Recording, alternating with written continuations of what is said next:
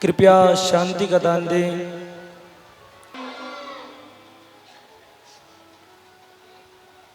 मुनि सुखदेव जी महाराज कहते, राजा परीक्षित, मेरे भगवान मेरे नारायण,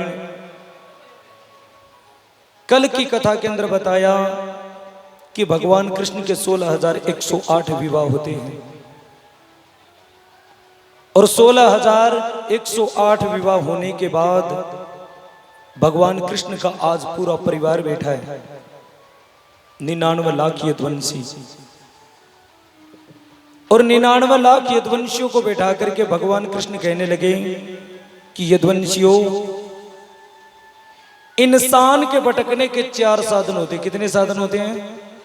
कौन कौन से? रूप, संपत्ति, जवानी और बड़ा पद। इन चारों में से एक भी चीज इंसान के पास में आ जाएगी तो इंसान भटक जाएगा। और अगर ज्ञान है तो 4 चीज होते हुए भी इंसान भटकता नहीं है। अगर ज्ञान नहीं है तो पक्का भटकेगा। सज्जनों, आज यदुवंशी भगवान कृष्ण की बात नहीं मानी और मुनि सुखदेव जी महाराज कहते, राजा परीक्षित, भगवान का परिवार है पर भगवान की कथा नहीं सुनी, भगवान की बात नहीं मानी और भगवान की कथा नहीं सुनी तो उनके साथ देखो क्या बीती। और भगवान कृष्ण तो ऐसे थे जो गौ ब्राह्मण संत महात्माओं की सेवा करने वाले थे। अच्छा महाराज, हाँ, गौओं की सेवा भगवान ने की, मैंने सुना है। राजा परीक्षित ने कहा, संत महात्माओं की सेवा भगवान करते हैं, मैंने ये सुना है, पर महाराज आज तक मैंने नहीं सुना कि ब्राह्मणों की भी सेवा भगवान करते हैं। अरे बिल्कुल करते हैं। ऐसा कौन था? सुदामा। कौन था? एक सुदामा नाम का ब्राह्मण था जो भगवान कृष्ण का बचपन का मित्र था।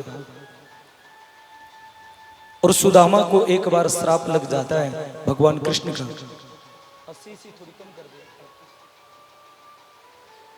सुदामा का श्राप लग जाता है भगवान कृष्ण का।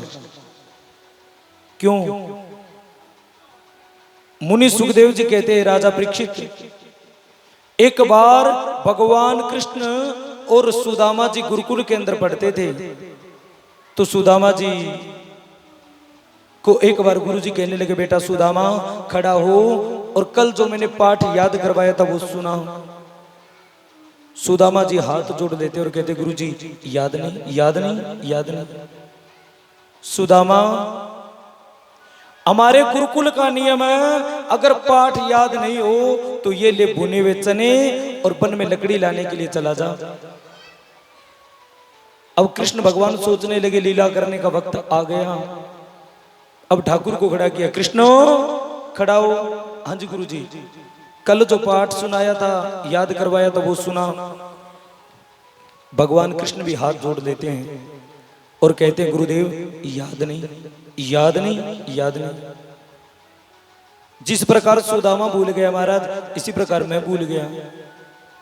कृष्ण, जिस प्रकार सुदामा गया ना, इसी प्रकार तू चला जा लकड़ी लाने के लिए। अब कृष्ण भगवान भी भुने हुए चने लेकर के सुदामा के पीछे दौड़ते, ए सुदामा, सुदामा, ए सुदामा, ठहर ठहर, सुदामा, सुदामा ठहर। सुदामा जी कहने लगे, कन्हैया तेरे को भी पाठ याद नहीं था? नहीं था रे। चल लकड़ी लाएंगे दोनों। आगे जाकर के भगवान कृष्ण वन के अंदर चले जाते हैं और वन में जाकर के एक पेड़ के ऊपर भगवान कृष्ण चढ़ जाते हैं और पेड़ के ऊपर चढ़ करके भगवान कृष्ण लकड़ी तोड़ने लगे। सुदामा जी को कहने लगे, सुदामा तुम नीचे बैठ जाओ और नीचे बैठ करके लकड़ियों को इकट्ठा करो, मैं ऊपर लकड़ी तोड़ रहा हूं। तभी सज्जनों क्या होता है, भगवान ने ऐसी माया की, एक बड़ी जोर से तूफान आया, बादल गरजने लगे, बिजलियां कड़कने लगी और बड़ी जोर से बरसात हो जाती है। और जैसे जोर से बरसात हुई, भगवान कृष्ण पेड़ के ऊपर बैठे बैठे कहते हैं, ए सुदामा, तूफान बड़ी जोर से आ रहा रे। सुदामा, बरसात भी जोर की है, तू नीचे बैठ मैं ऊपर हूं। अब सुदामा जी, बरसात हुई तो आप लोगों को भी पता है सजनों, जब बरसात ज्यादा हो जाती है तो भूख ज्यादा लगती है कि नहीं। अब सुदामा जी को भूख लगी, सुदामा जी अपने हिस्से के चने खा गए। भगवान कृष्ण के हिस्से के जब चने खाने लगे तो भगवान कृष्ण कहने लगे, सुदामा तेरी जाड़ बजती सुनाई दे रही है रे मेरे को, क्या बात है? नहीं रे कन्हैया, ऐसे ही ठंड के कारण। अच्छा, ठंड के कारण सुदामा जी कृष्ण भगवान के हिस्से के चने खा गए। सुदामा जी नीचे बैठे हैं। भगवान कृष्ण जब नीचे आए तो आते ही भगवान कृष्ण कहने लगे, सुदामा लिया मेरे हिस्से के चने दे। ठाकुर वो तो मैं खा गया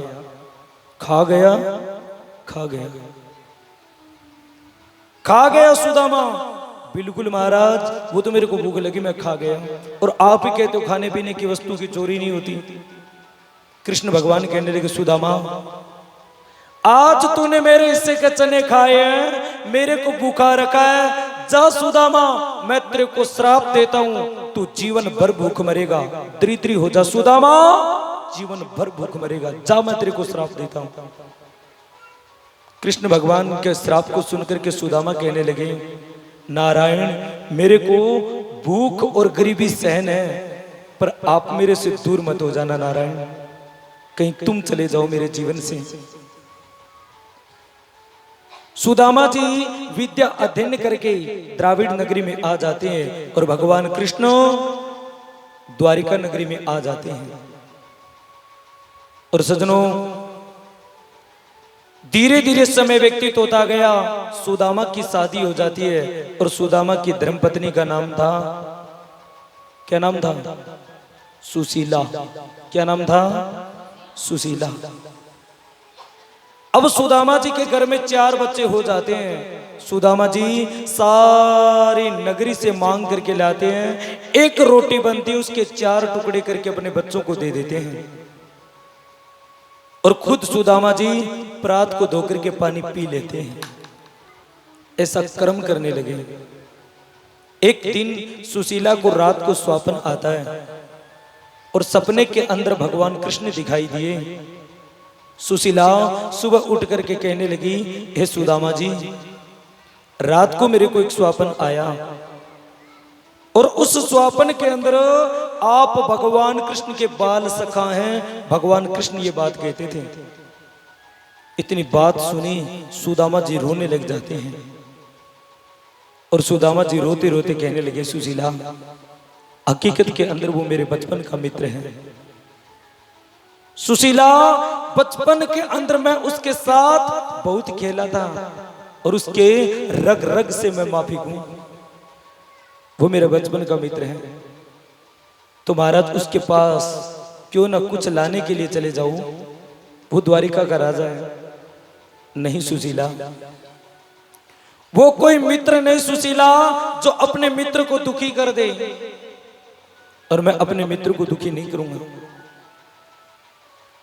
सजनों, तुरंत सुशीला हाथ जोड़ करके कहने लगी, अब सुशीला गरीब ब्राह्मण की बेटी जरूर है, पर सुशीला एक विद्वान ब्राह्मण की बेटी है। सुशीला कहने लगी, महाराज धीरज धर्म मित्र अरुनारी आपत्ति कालो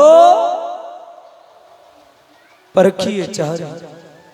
हे महाराज, धीरज की, धर्म की, मित्र की और नारी की आपत्ति के समय परीक्षा ली जाती है। और इससे बड़ी क्या आपत्ति होगी, घर में खाने के लिए दाने भी नहीं है। सजनों, सुशीला जी जब रोने लगे, सुदामा कहने लगे, सुशीला एक बात सुन, क्या गुरु के घर में, मित्र के घर में और किसी भी देवस्थान पर खाली हाथ नहीं जाना चाहिए। जो खाली हाथ जाता है वो खाली हाथ लौट आता है। इसलिए कुछ न कुछ मेरे को दे।